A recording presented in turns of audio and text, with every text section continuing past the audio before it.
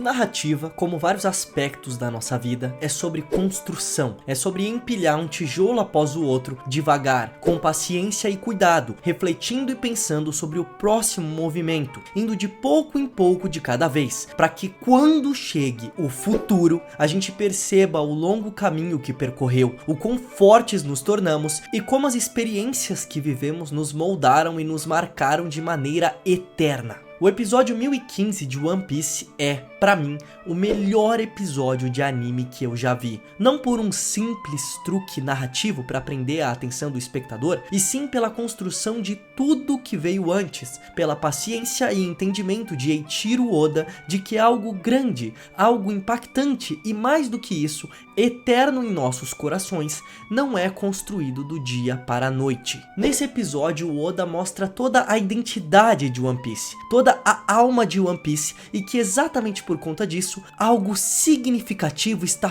prestes a mudar dentro desta história inesquecível. Para criar uma boa história ou uma boa cena, mais do que ter uma ideia mirabolante, é mais importante que você faça escolhas inteligentes. E as escolhas feitas, seja por Oda ou pela equipe que trabalhou nesse episódio, são umas mais inteligentes que as outras. Começamos o episódio simplesmente com Ace e Yamato conversando, com um clima que traz uma sensação extremamente nostálgica, principalmente por conta da presença de Ace, personagem que havia morrido muitos episódios antes. E Ace é peça extremamente importante dessa construção narrativa, pois Luffy o carrega dentro de si de maneira muito forte, está sempre com Luffy em partes da história que tem relação com o garoto. O fogo do Ace representa a luz que permite que os outros vejam através da escuridão. E durante o episódio temos representações simbólicas disso. Em dado momento, Yamato está desanimada com algo e quando Ace a anima, vemos que as chamas iluminam seu rosto enquanto ela se torna mais animada, esperançosa. Também, quando Yamato luta contra o Kaido em seu flashback, vemos as faíscas de fogo bem realçadas. E também, quando Yamato e Ace fecham o acordo de navegarem pelo mundo juntos, o sol nasce e ilumina aquele acordo, como sinal de esperança e de força para aquele sonho dos dois. Mas o principal fator, a escolha mais importante que permeia todo esse episódio, é a questão do tempo. A ênfase dada para isso, desde a construção, desde a escolha do que vai aparecer em dado momento e como, até o diálogo dos personagens. Para mim, o One Piece é principalmente sobre duas coisas: sonhos e nostalgia. E esses dois estão extremamente relacionados com o fator que eu falei antes, com o tempo. Sonhos estariam relacionados com o tempo no sentido do futuro. Um sonho é algo que almejamos alcançar, algo que vamos percorrer um caminho para chegar lá. Já a nostalgia está relacionada com o tempo no sentido do passado. Nostalgia é um tempo bom, feliz, que não volta mais. E a escolha de colocar como foco desse episódio, principalmente o Ace e Yamato, é porque o Ace representa a nostalgia e a Yamato representa esse sonho do futuro. Yamato representa a busca por esse tempo bom que não volta mais. E o que eu quero dizer é que esse tempo não volta mais porque nós crescemos e mudamos. Mas é possível criar novos tempos bons, para que num futuro mais distante ainda, tenhamos o sentimento de nostalgia. A gente não consegue criar esse tempo bom que não volta mais, porque a gente não consegue fazer com que ele seja exatamente igual, mas podemos criar coisas boas para que no futuro tenhamos mais desse sentimento de nostalgia. Em dado momento, Ace revela que para ele, Luffy será o mais forte dos mares, o que vai se tornar o grande rei dos piratas. E entramos em outra inteligente escolha para esse episódio. O lúdico total, cheio de cores, de volta extrema ao passado, uma nostalgia extremamente poderosa. Vemos Ace e Sabo falando de maneira mais séria que vão sair pro mundo, vão se tornar grandes piratas e serão conhecidos por seus feitos, que isso já dirá quem eles são. Vemos também Roger, Barba Branca e Oden conversando seriamente num tom de cores vermelho. E então, a mágica chamada Luffy acontece. Escutamos sua voz de quando era criança, uma voz brincalhona, carismática. E o momento em que Luffy vem correndo, envolto em uma aura azul, tudo muda. Pra mim, ali já era a primeira aparição, o primeiro rastro de Joy Boy. Dentro de todo esse ambiente sério, cheio de determinação, Luffy vem correndo feliz, brincando. Aquilo pra ele é diversão, é a essência do Luffy.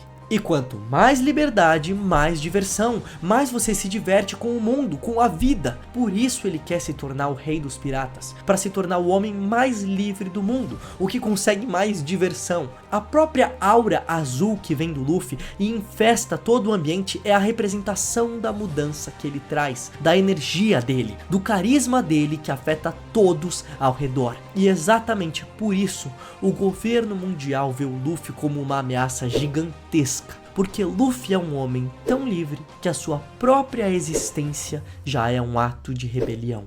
Ace acredita tanto no Luffy que mesmo a Yamato, que nunca saiu de Wano, conseguiu ver com clareza no olhar de Ace que Luffy vai se tornar o rei dos piratas. A escolha do lúdico total, das cores, da volta ao passado extremo é muito boa, para lembrarmos de toda a jornada, todo o caminho que foi percorrido até ali, e principalmente todas as pessoas, a esperança dessas pessoas que Luffy e seu bando carregam em suas costas. É lindo que a visão do Luffy nesse lúdico vem vindo do olho da Yamato para voltar do flashback. É realmente o que eu falei dela conseguir ver através dos olhos do Ace, como se o Ace realmente estivesse vendo tudo aquilo e estivesse refletido em seus olhos. A crença dele em Luffy é tão poderosa que ele consegue passar isso para Yamato. E então Yamato chora, meio sem saber o porquê. É como quando na vida algo nos impacta de maneira profunda e não temos palavras para explicar. O entendimento vai além disso. E ela entenderia só 20 anos depois,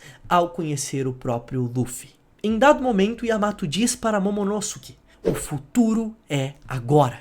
E acho que essa é a minha fala favorita desse episódio, porque liga tudo. Ace conta de uma nostalgia, de um tempo bom que não volta mais. E temos o fato de que dali 20 anos, jovens fortes apareceriam e mudariam a ordem mundial, trazendo novos tempos que se tornariam nostalgia no futuro. O povo de Wano sofre faz tempo com a tirania de Orochi e Kaido. Vemos em vários momentos que eles lembram dos tempos bons de Oden e que querem isso de volta. Todos têm essa mesma nostalgia e esse mesmo sonho de dias melhores no futuro. Não é só a Yamato, não é só os bainhas vermelhas, todo o povo de Wano anseia por isso também. E isso se liga também com a própria construção narrativa do Oda. Ele vem desde Punk Hazard, passando por Dressrosa, Whole Cake, Zou, até chegar em um ano. Ele vem nessa construção que foi pensada para o futuro, pensada exatamente para chegar nesse momento, no episódio 1015, que é o extremo ápice de One Piece até aquele momento. Como falei, One Piece é sobre nostalgia e sobre sonhos,